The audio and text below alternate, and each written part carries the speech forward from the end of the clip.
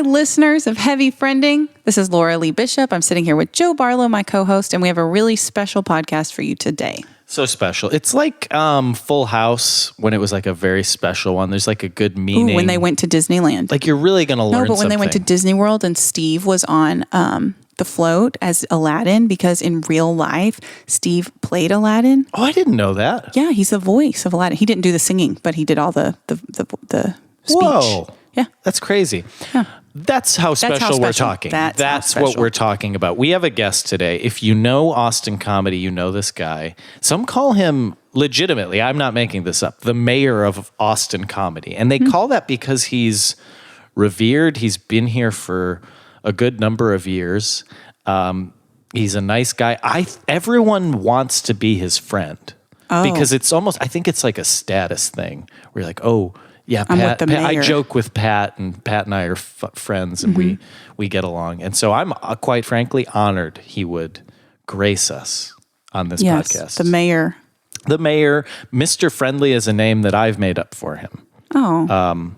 So it's Pat Dean. Pat Dean. Oh, Pat yeah, Dean that's on his the name. Scene. Pat Dean on the Scene. He has this web series called Pat Dean on the Scene, which I think is great. And yeah. That's what it's called. Great. Awesome. So stay tuned. We'll be right back with Pat Dean. On our scene. Oh, yeah. You know what I mean? Oh, no. Come on. Keep it going. My spleen. It should have stopped. I didn't want it to go. Okay. You pressured right me, so. This is Heavy Friending. I'm friending you so hard. An alliance slowly forming like a boulder in my heart. So if you wanna fucking friend me, better give me all you got. No, I don't take this lightly, cause it's heavy. Heavy friending. There is an eagle flying.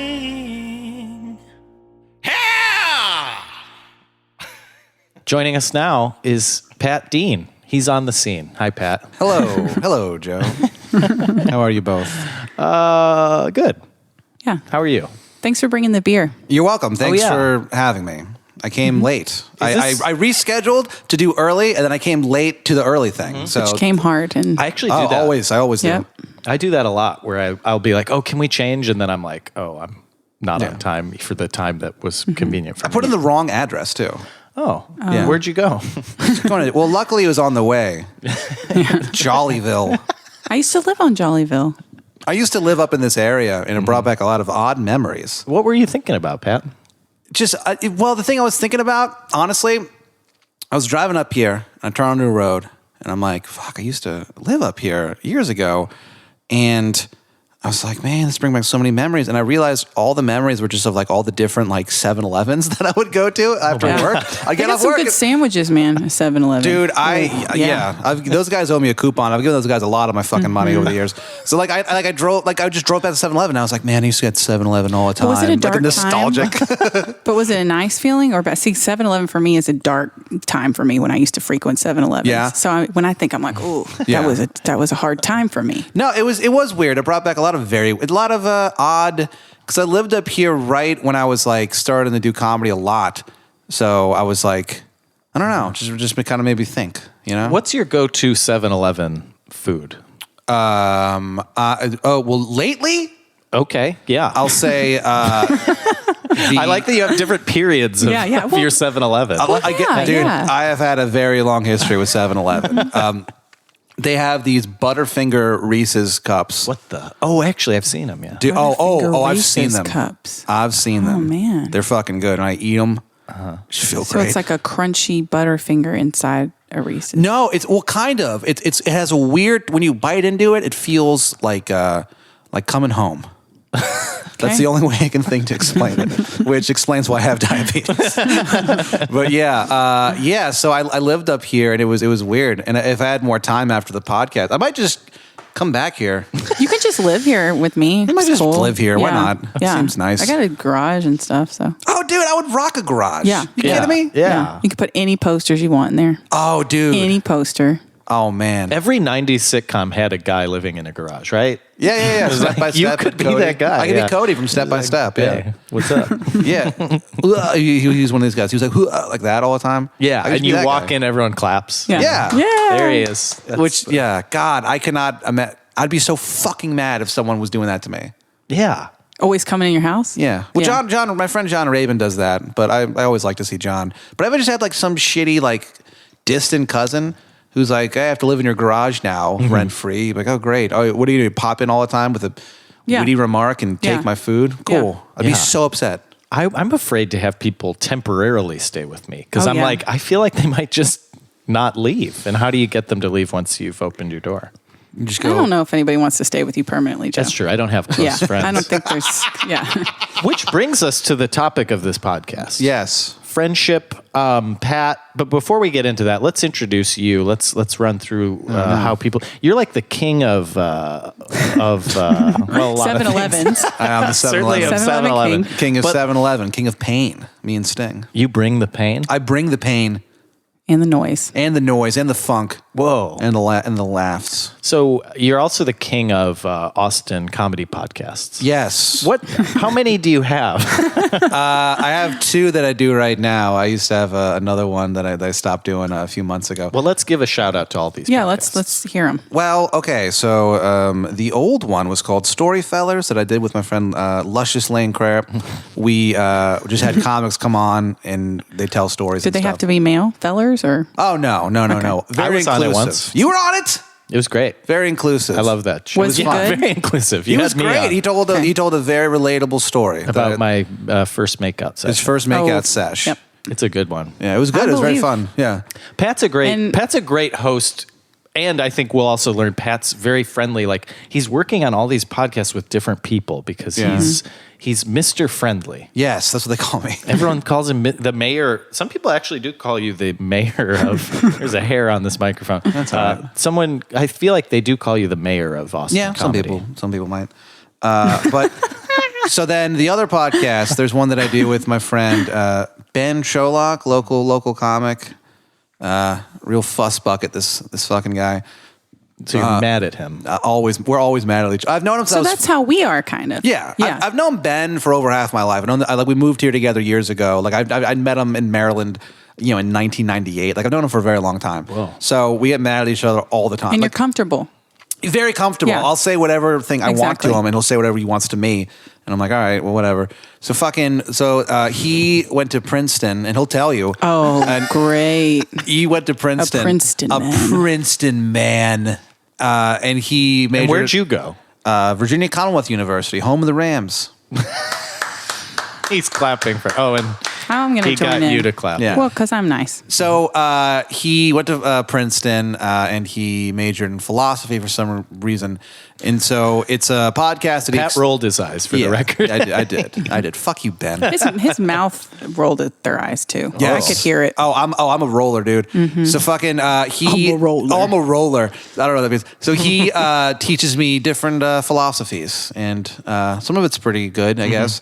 And then the other podcast that I do is called the Lanalax Corporation. This one's like the weirdest of them all. It's kind of mysterious. Yeah. This podcast. So I'll put a peek behind the curtain. What happens is every Friday at 1 a.m, my friend Aaron Brooks comes over.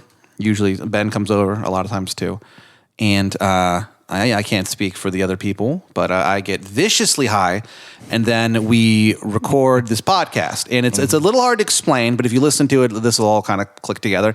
So the premise of the podcast is that it's a choose your own adventure kind of podcast where I would ask you a hypothetical question. Okay. For instance, like, you get $300 a week, but in exchange you have to X, something like that. Mm-hmm. So if it's a money thing, the money comes from a mysterious corporation called the Lanalax Corporation. And if you go to their website, all it says is the black screen, and in blood red letters it says soon.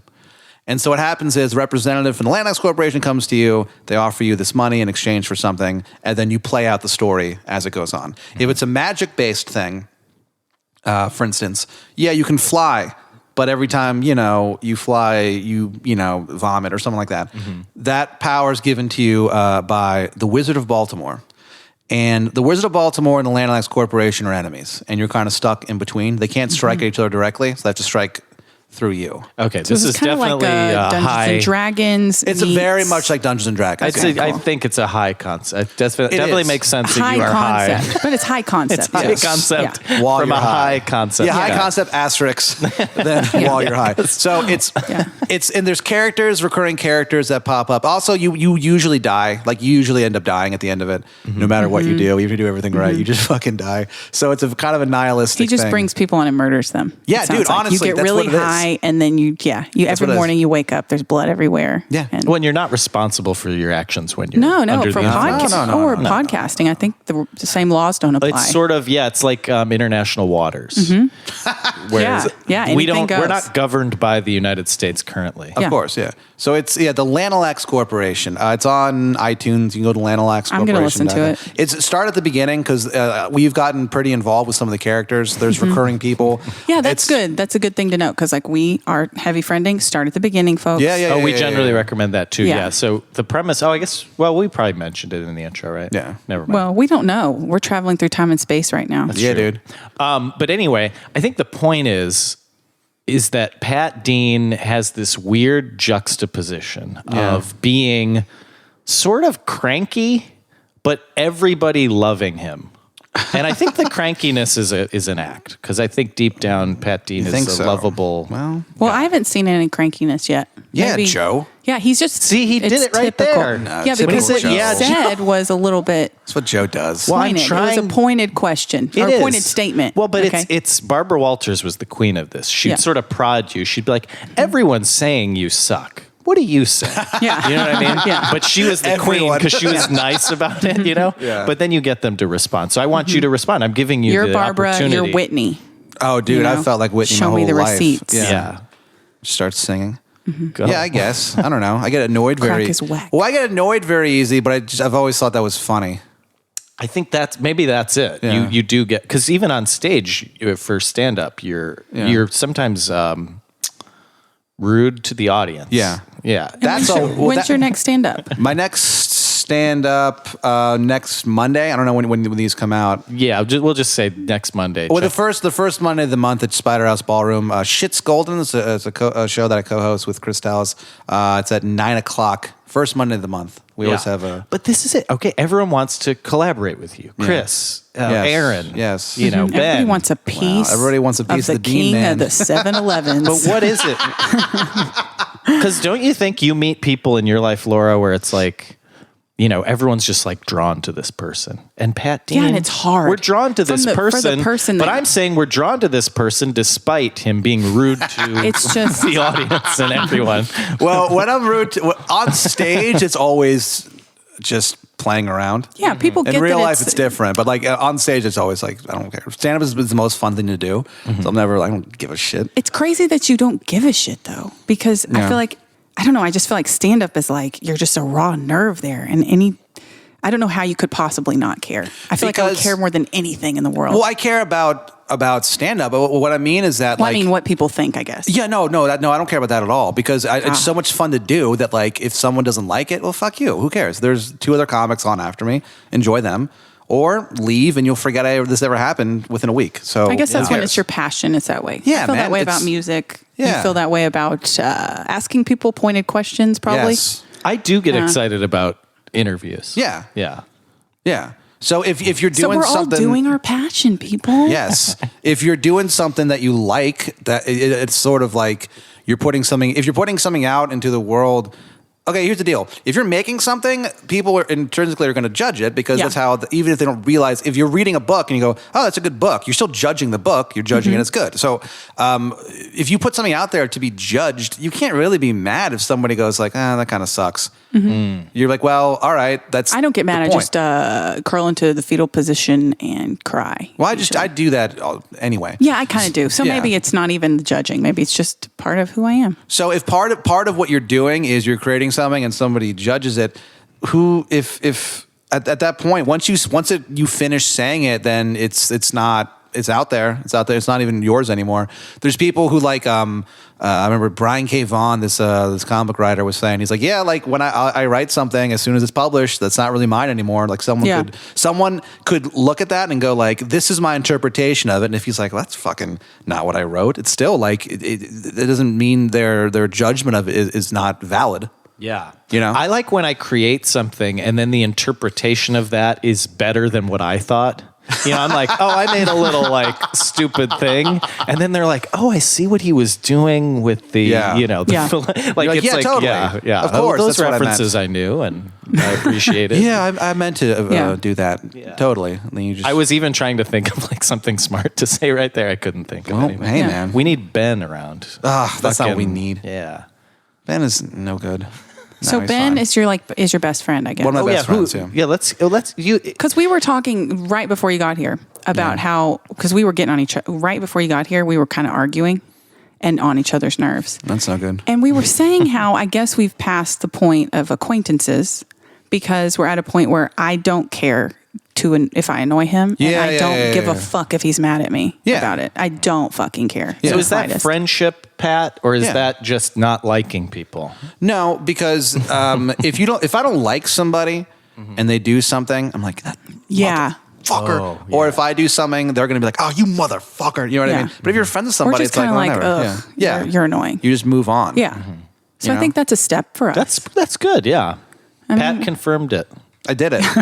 Do you have any qualifications for this? Just, a bartender. I listen. Yeah. Ooh. That's true. I go, someone talks and I go, yeah, man, for sure. I bet you've watched a lot of friendships unfold, like the beginnings of a friendship. Well, what's funny is that when I leave work late at night, sometimes, like I'll leave at like sometimes like 1. And as I walk to my car or walk to the bar or whatever nearby, I'll like 7-Eleven. Just 7-Eleven. It's just funny on 6th Street. I would never take, if I was interested in someone, I would never take them to 6th Street past midnight. Everyone's breaking up. Like you walk in the street, everyone's just drunk and they're yelling at each other. You're like, oh my, what is this? This seems horrible. I would never take anyone there. Unless you want to break up. And then, it's a great thing to do. And I'm like, let's just get real drunk and get publicly mad at each other for no reason. It's fun. I don't know if I've ever gotten in a fight like that with a boyfriend. Oh no, that's a lie. One time I did. Yeah, that was part of my dark 7-Eleven times. Right. You were running I probably hobbled into a 7-Eleven, got like old tuna fish sandwich. Yeah, man. Ooh, I wouldn't. They have good tuna fish sandwiches at 7-Eleven. Yeah. You'd be shocked. The sandwiches are good. Tuna fish anywhere, I'm always like nervous, but especially at... I don't eat tuna fish from 7-Eleven, but I've eaten many of their sandwiches. Many of their sandwiches. That's like, no, you've gone too far. I'm just weird about, I don't like a lot of mayonnaise. I'm the kind of person who gets food poisoning somewhere and then goes back. It has the same thing again. So don't trust what I do. Why would you do that to yourself? I don't know. When I was at college, I did have sushi from the cafeteria there. It gave me terrible food poisoning. And then I literally just went right back and ate it again. Food poisoning again. Yeah. I just like to double check. There are certain foods I'm already just like, no. But then especially at like a cafeteria. Or 7-Eleven, it's not. Yeah. Gonna be okay. Yeah, there was this I like to live on the edge. This sushi place in town. Are you a sushi guy? Mm-mm. You like sushi? I love sushi. He's Midwest kind of, if he's going to have any kind of fish, it's going to be in a tuna casserole. Yeah, you know what I mean? It's going to be a stick. Or a stick, exactly. Yeah. Exactly. Like a deep fried. Yeah, it's not a deep fried piece of wood. Do you have to turn away people a lot who like want to be your friend? You're like, hey, okay, I got I've met my quota. I'm good. I like how you know to laugh off mic. You're like, it's gonna be loud. Yeah, dude. Well, it's funny. It's so funny. People who do stand up, people's relationship with microphones is so fucking weird because sometimes someone will be on stage and they're holding the mic and they're talking, and then their punchline is like, and so I said to the guy, "That's my wife." They scream it, but they scream it into the microphone. It's like, how do you not get that this amplifies? Yeah, we can hear you. You're talking and the whole room can hear you. If you scream, we're going to die. Yeah, it's like singers. You got to pull off, Yeah. And Christina Aguilera was the queen. She was good at it. That's when I first noticed it, was when she was kind of going like Stop doing that with your hand. It does look pretty sensuous. Well, I'm just saying that's what she did. Soft sensuality. Yeah. And he has very soft hands. Do you? Oh, And they're a little moist. Moist? Are they moist? How do they feel to you? They're nice. It's kind of like, you know what his hands feel like? They feel like... Good. Tell me. I'm excited to hear this. You know how like you're in like a stream or a river? Sure. And there's like rocks that aren't submerged, but they're like in the water. The top isn't submerged, but they're still kind of cool. You're like, this is weird. That's what your goddamn hands feel like. I was touching this bottle. Well, but also... Although this one actually is wetter than this one. Really? So, interesting. What's your Do you want to touch that one? Yeah, sure. Okay. Yeah, it is. What the hell? It's weird. The hand that isn't holding the beer it's weird. Winter. Is it hot in here, though? No. I mean, it's... I'm always running a little warm. Yeah, okay. But I think you got clammy hands. I don't know. I wonder why that is. Well, I just get nervous. Oh, okay. I don't think so. But anyway, I think I asked a question about turning away friends. Well, my thing is that I have one day off, and I do stand up every night, or I work at the Velveeta Room. So I don't have a lot of like. I see people out every night. I see people when we go out to shows and stuff like that. Crew. But like the people that I hang out with, like to go get lunch or whatever, is only like 3 or 4 people. Just because it's just how I am. It's just how I've always been, I guess. You just have that tight group. I got a tight group. Yeah. I was gonna bring one with me, but she fucking slept in. But if someone asked you, do you want to shame her on this podcast? Yeah, well, I was gonna bring our friend Avery Moore to come talk, and I told her that the podcast was recording at 2:00, and she said she'd set an alarm. I'm going to be honest. I was asking too much for her to wake up at 1:30 in the afternoon. That's hard. Yeah, it's rough. It's really, really rough. So I understand why. I do love Avery though. So yeah. And in her defense, she may have had to get up a little earlier than that. Maybe she wanted to put on a little makeup, and some of us, women, we have more we have to do in the mornings. So Avery, I've got you, sisterhood, and.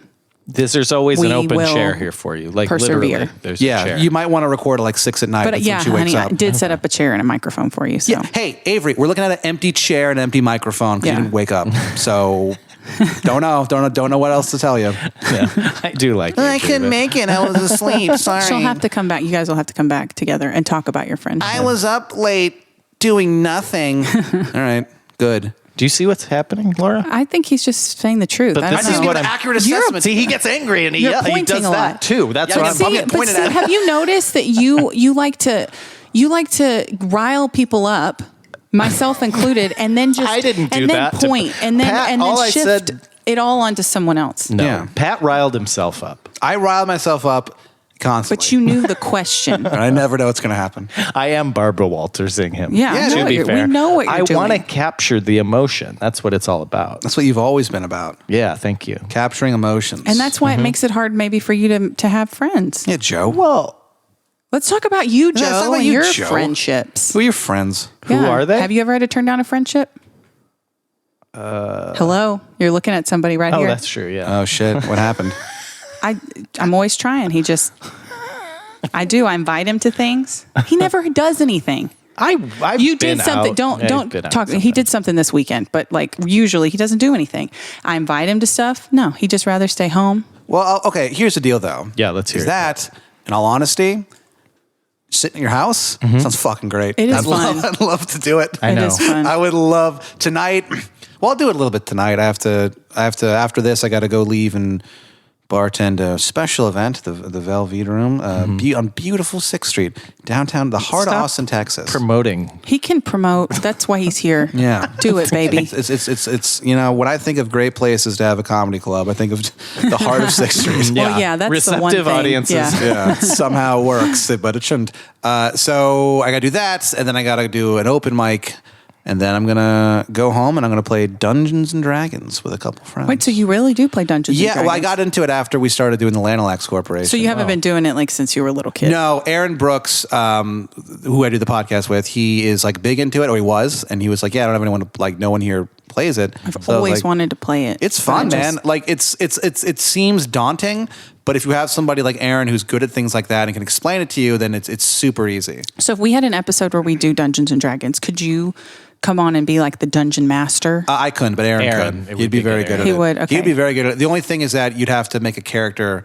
The problem is that when you make a character, that takes like an hour to do, and then you start the quest. So we could just go make our character first. Yeah, and then you could record it. Do you want to hear a joke that I made? Be a fucking boss. Oh, wait, hold on. Yeah. Pat Dean wants to give us a joke. I got a joke. Okay, let's do it. We were making the characters, and it took like an hour because it took a little longer because there was like a lot of us playing, and so he's like, all right, well, we're almost done, and I thought of this joke like 10 minutes earlier, and I was so happy he said it because I go, oh yeah, more like Dungeons and Dragon. Killed.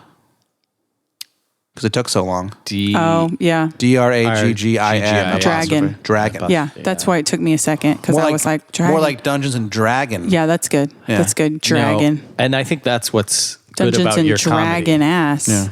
Yeah. Yeah. Is that, It makes you think. It makes you think. And that's the thing, like, getting a laugh is good. Yeah. That's great. Fine. Anyone can get a laugh. Laughs are overrated. But can you get people to think and just everyone to be completely silent in the audience? And when Pat Dean gets on the stage, you'll hear more silence than any other comedian. But I work with silence. Yeah. Smilance. Smilance is what I call it. Do you want to hear another joke? Yep.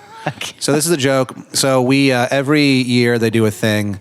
They started doing it at New Movement Theater, but in the past, I think 2 or 3 years, they've done it at Spider House Ballroom called 51st Jokes. And it's supposed to be about 50, I guess it's usually 50 comics. It'd be weird if it wasn't. Telling their first joke. False advertising. Yeah, kind of odd. Telling their first joke of the year. Well, if Avery was scheduled, it would have been 49. Oh, shit. Yeah. Cool. That's my joke. Yeah. Where's the shade? Dude, the knives are out for Avery Moore. Avery, I'm asleep more. So we, you were supposed to tell a joke and you have like a minute to your first joke and you go up in like groups like, 5 or 6 people and you all tell your jokes, whatever. And I've done it a bunch of times. I never tell a joke. I always do like something dumb. Like I did a minute of crowd work. I forget what I did last year, but this year I just looked up a joke on the internet and told that joke and acted like it was my joke, and it clearly wasn't my joke. Yeah. Okay, you want to hear it? Yeah. Yeah. You had to get ready. He's preparing. He got into the character of Pat Dean. All right, so me and my wife, we've been having some trouble lately. My wife is a lot younger than me, so sometimes it's kind of tough keeping up in the bedroom, kind of trying to satisfy my wife, and it's just not happening. And so we went to our rabbi, and this is all untrue. We went to our rabbi, and he said, you should hire a young man to wave a towel while you make love to your wife, and then she can kind of focus on that and center her, and it helps her to fantasize about whatever. So I go, okay. So we do that. We hire this fucking guy. He comes out with his towel, and he starts waving the towel, and I make love to my wife, and it's not good. It doesn't work. So we go back to my rabbi. So I says to the guy, we did that, and it didn't work. And he says, maybe you should try reversing it. Maybe you should wave the towel while the man makes love to your wife. So we do. And I start waving the towel, and this guy hops in bed and starts fucking my wife, and she has an earth-shattering orgasm. So I look at the guy, and I says, you see? That's how you wave a towel. That's good. It's such a good joke. And so I told the joke. Googled that? Yeah, it's on the internet. Wow. And then so I told that joke, and like two or three people were like, that was really fucking funny, dude. And I was like, I didn't write that joke.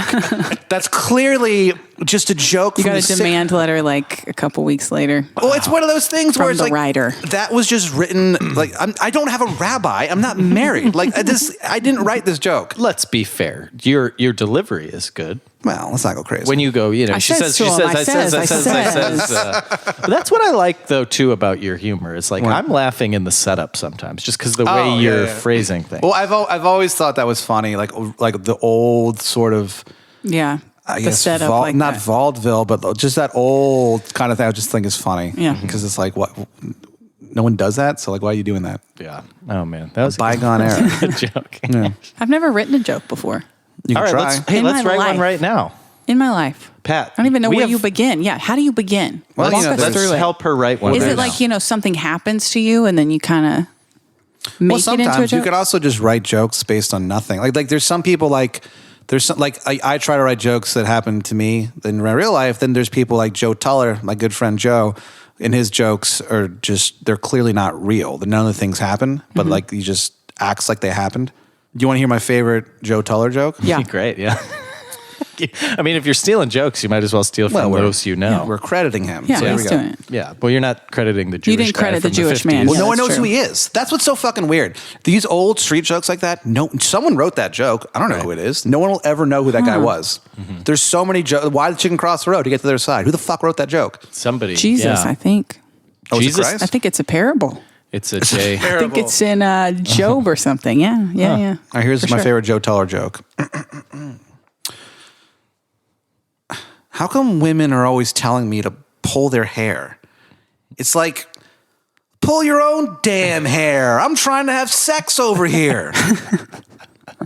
So that is clearly but nothing. That's clearly based in reality. That could have happened easily. Yeah, Maybe. somebody was like, pull my hair, and he's like, fuck, I'm working here. Yeah. And then I do now you have a joke. I'll have that where I don't really write jokes. During I write sex, tweets, usually. and then I will have a thought, and then I'll have the adjacent thought, which is more the joke.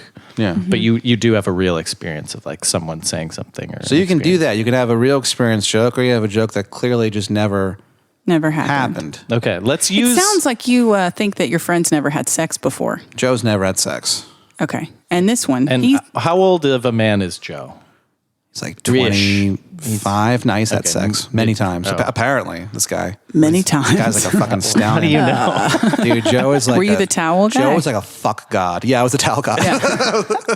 I was waving a towel. Joe was fucking my wife. And Yeah. really put a strain on a relationship.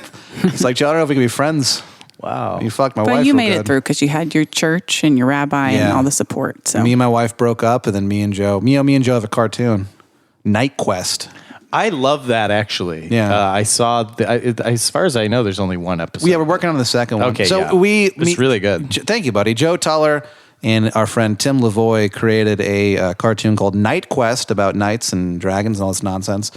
you're the dragon man. No, well, you know who was a dragon? Was fucking Avery Moore, but she's dead now. So unfortunately, she's. Yeah. That'd be sad if she was R.I.P. dead. Ooh, Yeah. How well, fun that would it be if she It died? would be fucking Yeah. crazy. We play this audio at her This would funeral. be on the news. Yeah. I mean, And I'm just sitting there like, I gotta admit, it's a little funny.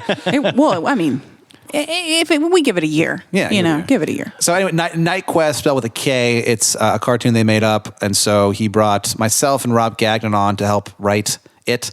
Mm-hmm. So and then Avery does a bunch of voices on it too. Well, so, let's talk about your character. yeah, Galdercraft the Necromancer. Is he here with us right now? Oh No. yeah. I'm not gonna do Can it. we He does. talk It's to a weird the voice. necromancer? very It's funny. it's a weird it's clearly a voice that he thinks he should have because he's a necromancer. Yeah, so I'm one of the. So there's a knight, Sir Brannock, that's the great Rob Gagnon, and then I play his sidekick, who's a necromancer. Then Avery plays a squire, his squire, and she also plays a bunch of other individual. It's so voices. funny. That should be on TV. Oh, thank you, man. It's very good. Yeah, we made it, and it takes a very long time to make them because we have to write them, and then we have to punch it up constantly, and then we have recording sessions, and we punch it up as we record. A lot of the jokes are stuff we just made up while we were recording it, and then we edit it together, and then Tim makes the cartoon all by himself, so it takes a long time.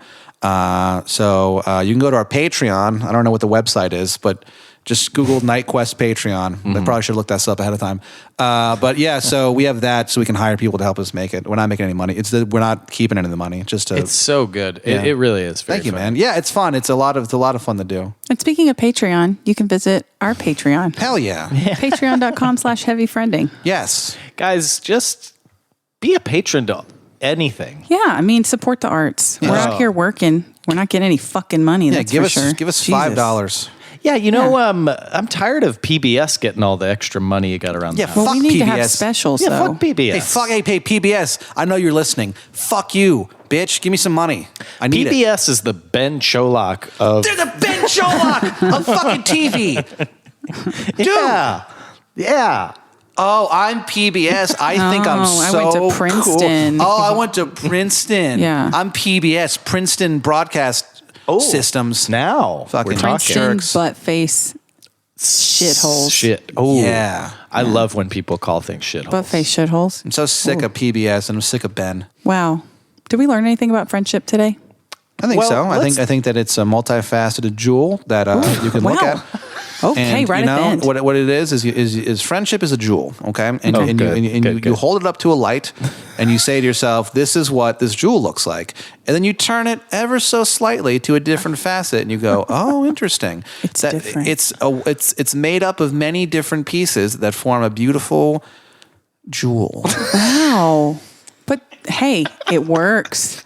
It works. Wow. Maybe. It forms hard. a jewel. See, it's a jewel that when you turn it, you know that it's a jewel. And you can it stands the test of time. Wow.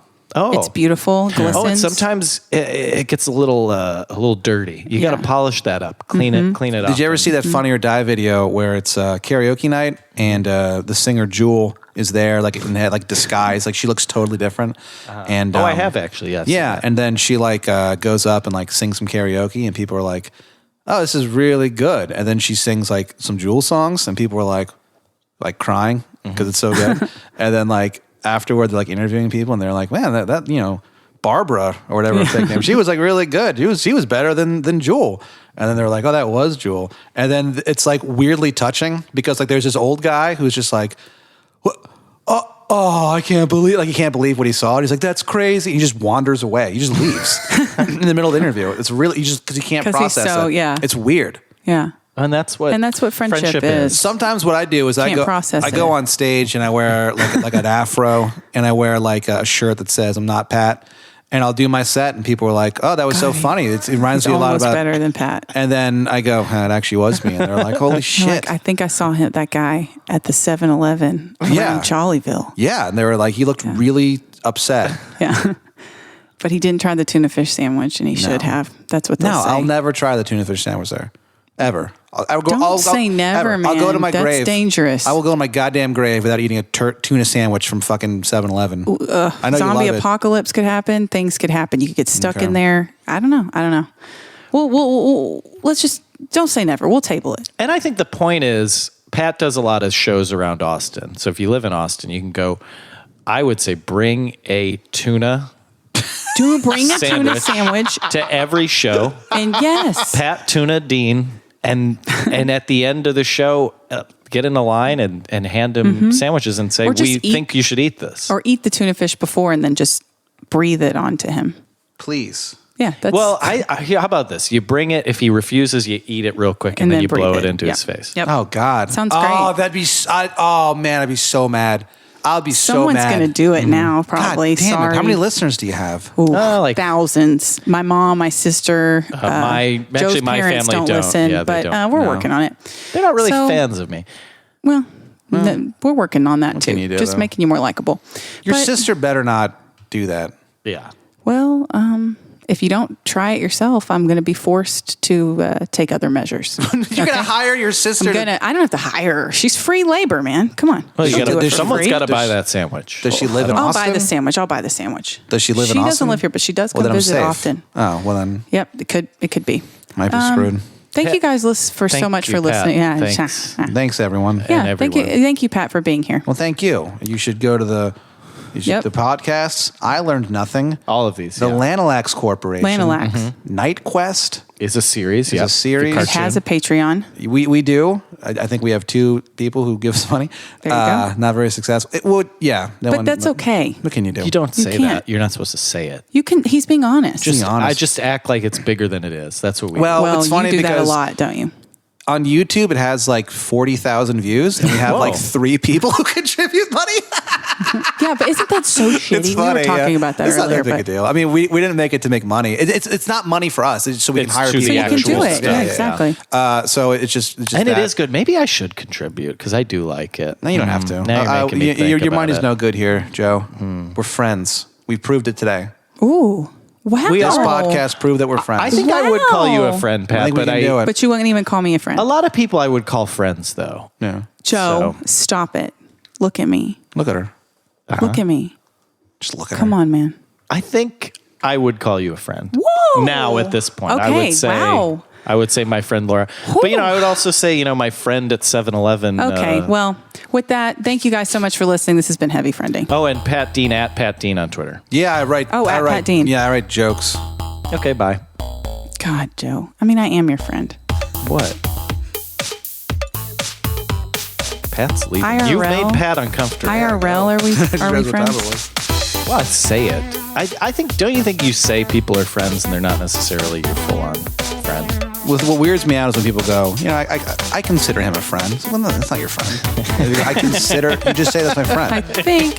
Yeah. Right. It should be somewhat mutual. I consider you a coworker. No, you're a coworker. If you work together, you're a coworker. Yeah. If you're a friend, you're a friend. Okay.